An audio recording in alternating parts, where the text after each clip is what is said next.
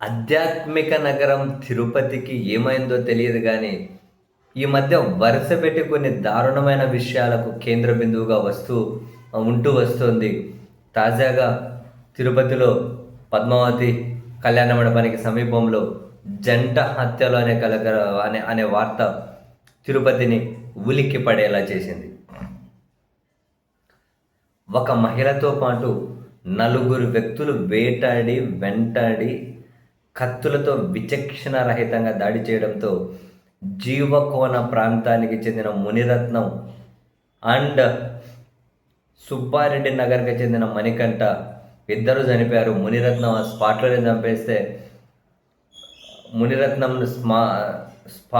చంపేస్తే మణికంఠంనేమో ఆసుపత్రికి తరలిస్తూ ఉండగా చనిపోయాడట.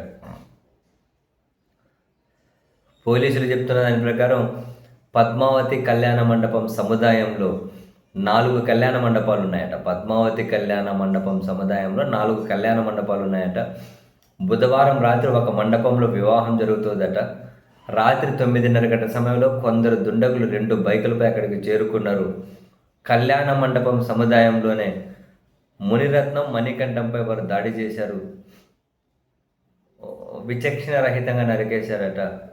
వాళ్ళిద్దరూ చిరు వ్యాపారులట. 2 నెలల కిందట ఏదో ఒక వివాహం జరిపించాడట మునిరత్నం అనే వ్యక్తి. సో దాని నేపథ్యంలో ఏర్పడిన వివాదమే ఈ దారుణానికి దారితీసి ఉండవచ్చని పోలీసులు భావిస్తూ ఉన్నారట. అయితే ఘటనలోని కొన్ని దృశ్యాలను పద్మావతి కళ్యాణ మండపంలో విధులు నిర్వర్తిస్తున్న వాచ్మెన్ తన సెల్ ఫోన్లో చిత్రీకరించినట్టుగా తెలుస్తుందట. మనం కనుక గమనిస్తే రెగ్యులర్గా ఏదో ఒక వివాదం, ఏదో ఒక విషయంతో ఆధ్యాత్మిక నగరంగా విరాజిల్లే తిరుపతి ఇప్పుడు మరో రకంగా వార్తల్లో వస్తూ ఉండడం నిజంగా బాధాకరం. రోజు మార్చి రోజు లేకుంటే ప్రతిరోజు తిరుపతి తిరుమల సెంట్రిక్ అని ఏదో ఒకటి వార్త అయితే ఉంటుంది. ఇప్పుడు చూడు, తిరుపతిలో పద్మావతి కళ్యాణ మండపాల ఆ ఆవరణలోనేనట